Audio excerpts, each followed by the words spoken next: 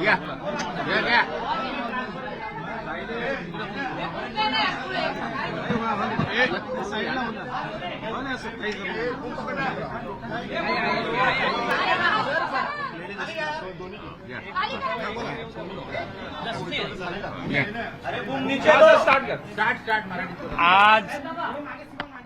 महाराष्ट्रातील सर्वपक्षीय आदिवासी आमदार खासदार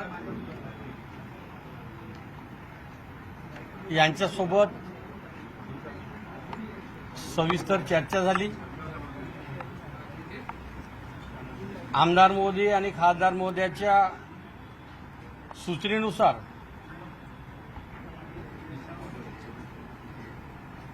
आदिवासी विकास विभागाच्या अंतर्गत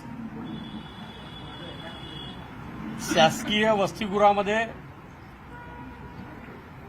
प्रवेशाकरिता असलेली वयाची अट जी आहे, वयोमर्यादा आहे, दिनांक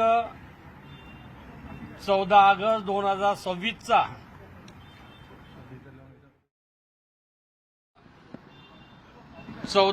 2026चा शासन निर्णयाच्या अधीन राहून वयोमर्यादा 30 होती।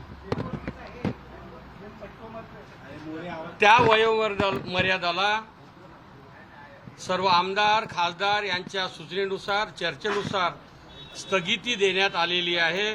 त्यामध्ये प्रवेशासाठी कोणाचीही वयाची अट राहणार नाही। अतिशय महत्त्वाचा विषय होता, हाच गांभीर्याने घ्यायचा होता। याकरिताच आमच्या सर्व आमदार खासदार यांच्याशी चर्चा झाली आणि येणाऱ्या काळामध्ये आदिवासी विकास विभागाअंतर्गत शासकीय वसतिगृहामध्ये प्रवेश घेणाऱ्या विद्यार्थ्यांसाठी प्रवेश घेण्यासाठी त्यांना वयाची अट राहणार नाही, ती अट रद्द केली, शिथिल करण्यात आली। एवढ्याच प्रकारचा विषय। सर हिंदी में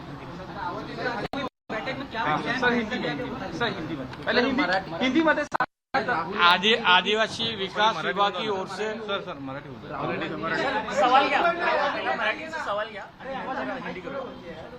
आदिवासी विकास विभाग की ओर से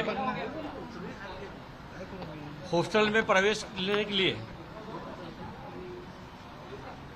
14 अगस्त 2026 को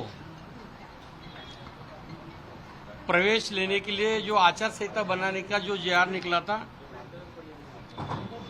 प्रवेश की मर्यादा 30 उम्र थी, वो शिथिल कर दी।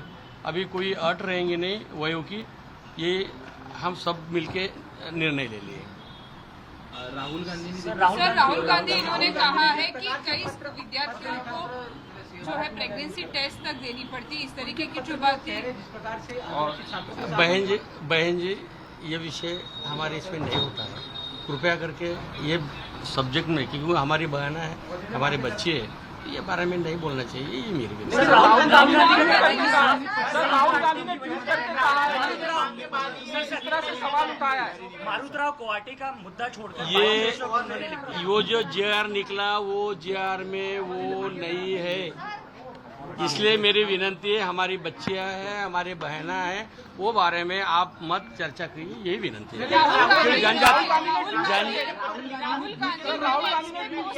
जनजाति समाज की मेरी बच्ची है, बहन है, इसके बारे में आप मत पूछिए। आप राहुल जी को पूछिए, और वो जो गवर्नमेंट का जेआर भी। सर हमारा सवाल राहुल गांधी को लेकर इसलिए क्योंकि वो नेता विपक्ष है, आपकी जवाबदेही बनती है। सर राहुल गांधी ने पत्र भी लिखा है मुख्यमंत्री को, ओपन लेटर लिखा है। वो कह रहे हैं आदिवासी डिपार्टमेंट ही ठीक से काम नहीं कर रहा, लंबा चौड़ा पत्र लिखा है। आमच्या सर हिंदी मराठी आमचे महाराष्ट्राचे नेते आणि मुख्यमंत्री आदरणीय देवेंद्रजी फडणवीस यांच्याकरिता राहुलजीने जे पत्र लिहिलं, त्या पत्राच्या अनुषंगाने आज मी राहुलजींना जी माहिती अद्ययावत देणं अपेक्षित होतं, आवश्यक होतं. परंतु राहुलजींना अद्ययावत माहिती न दिल्यामुळे गडचिरोली येथे साप चावल्यामुळे 3 मुली आमच्या दगावल्या, मरण पावल्या. 3 मुली दवाखान्यात भरती होत्या. त्यामुळे आपण सर्वांनी प्रत्यक्ष अप्रत्यक्ष चांगलं सहकार्य केलं. पण त्यांना माहिती जर कदाचित राहुलजींना दिली असती की ती आश्रमशाळा कोणाची आहे, 100% अनुदानावर आहे. 100% अनुदानावर असलेली अनुदानित आश्रमशाळा, 1992ला मिळालेली अनुदानित आश्रमशाळा जर त्यांना वास्तविकता जर सांगितली असती की ती आपल्याच माजी खासदाराची आहे, माजी मंत्र्याची आहे, 3 वेळा निवडून आलेल्या आमदाराची आहे, तर कदाचित तो प्रश्न उपस्थित झाला नसता. तर ती माहिती जर कदाचित त्यांना देणं आवश्यक होतं, एवढीच अपेक्षा होती. जिस तरीके से इस पूरे मामले में जिस तरीके से आदिवासी विभागाचे कामं झालेल्या कामांचे पैसे कंत्राटदारांचे बाकी आहेत. या संदर्भात कंत्राटदारांनी आरोप केलाय आपल्यावरती. हे पैसे आदिवासी विभागाचे आम्हाला दिले क्या जात आपको नाहीये. लगता है राहुल गांधी इन्होंने जिस तरीके से ये पत्र लिखा है इसमें उनको जो इन्फॉर्मेशन दी गई वो कहीं पे गलत उईके साहेब, आदिवासी विभागाचे जे पैसे बाकी आहेत त्या संदर्भात कंत्राटदारांनी आरोप केलेत आपल्यावर. आपण फक्त एवढीच अपेक्षा आहे, पुणे इथं झालेल्या कार्यक्रमाच्या अधीन राहून राहुलजींना आमच्या मुलींनी जे संवाद केला, चर्चा केली, ती माहिती थोडी अपूर्ण होती. त्यामुळे कदाचित राहुलजी तसे बोलले असेल. परंतु आमचे नेते देवेंद्रजी फडणवीस महाराष्ट्रामध्ये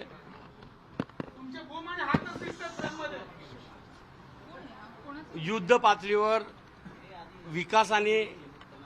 विकास पर्व सुरू आहे.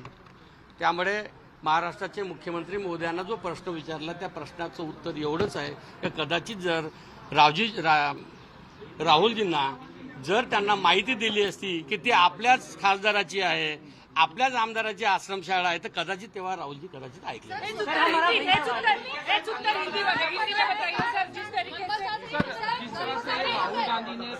राहुल गांधी क्या आपको लगता है राहुल के ऊपर जानना चाहेंगे. राहुल गांधी ने मुख्यमंत्री को पत्र लिखा है, थोड़ा हिंदी में जानना चाहेंगे. सर हिंदी मध्ये सांगा. त्या संदर्भात राहुल गांधी ने पत्र लिखा है बाकी आहेत मुख्यमंत्री आणि त्यांनी आरोप केलेले आहेत कंत्राटदारांनी आपल्यावर. सर राहुल गांधी ने पत्र लिखा है मुख्यमंत्री को और जिस तरह से हमारे नेते देवेंद्र जी मुख्यमंत्री महोदय उनको पत्र लिखा है जनजाति विभाग की ओर से. वो सब्जेक्ट रहने के कारण हम उत्तर दे रहे. बाकी लेकिन उन्होंने टेस्ट करने के बारे में बात कही है.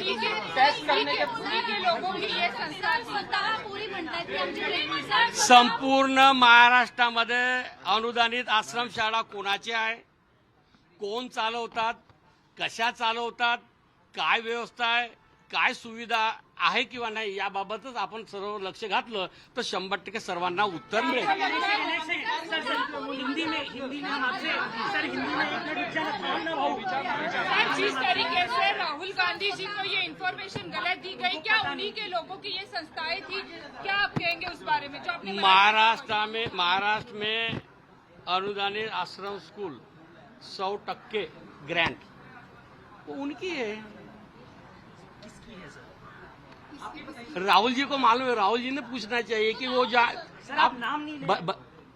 मारोतराव जी कोवासे की अनुदानित आश्रम स्कूल है, वहाँ पे सर्पदंश हो गया है, तो उनको मालूम होना चाहिए. सर क्या राहुल गांधी को ये जानकारी नहीं थी कि उनके ही मंत्री हैं?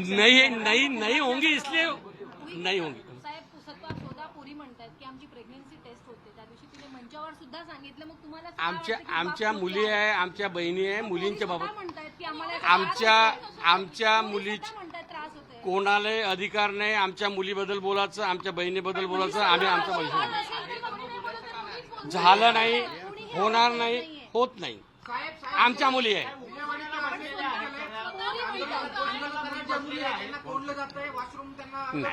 नाही असं नाही. तुम्हाला आठवत असेल एटीसी कार्यालयामध्ये गत 10 दिवसापासून नागपूर येथे आंदोलन होतं. कोणत्या मुलीला आणि मुलांना त्रास झाला का? नाही, तसं नाही. अजूनही पुण्यामध्ये नागरीमध्ये अजूनही मुली ज्या आहेत त्या आंदोलनाला बसलेल्या बघायला मिळत आहेत. का? एक पीसी 250 मुलींच्या मागे एक पीसी त्या ठिकाणी वापरावा लागतोय. अनेक अडचणींचा सामना त्यांना करावा लागतोय असं त्यांचं म्हणणं आहे. पुणे येथील सर्व शिष्टमंडळची माझी चर्चा झाली, समाधानकारक चर्चा झाली आणि त्यांना सांगितलं की आज मी वयाची मर्यादा जी आहे, प्रवेशाच्या वयाच्या मर्यादेच्या बाबतीत त्यांची जी इच्छा होती, आग्रह होता, तो आज शिथिल करण्यात आलेले. त्यामुळे तो प्रश्न सुटला. खूप खूप धन्यवाद. सर मिनिस्ट्री सर एक मिनट सर मिनिस्ट्री आपके पास है. हमारा ये सवाल है सर हमारा सवाल सुन लीजिए सर राहुल गांधी का सवाल है. आदिवासी मंत्री अशोक उईके बोलत होते आणि त्यांनी महत्त्वाचा जो निर्णय या बैठकीमध्ये घेतलेला आहे त्याबाबत त्यांनी माहिती दिलेली आहे की वयाची जी अट होती ती आता नसणार आहे. वसतिगृहामध्ये प्रवेशासाठी वयोमर्यादा आता नसणार आहे अशी त्यांनी माहिती दिलेली आहे. आणि राहुल गांधी यांनी जे पत्र मुख्यमंत्र्यांना लिहिलेलं आहे त्याबाबत देखील ते भाष्य करत होते. असा कुठलाही प्रकार घडत नाही, याबाबत तुम्ही कृपया करून अफवा पसरवू नका असं आवाहन देखील त्यांनी केलेलं आहे.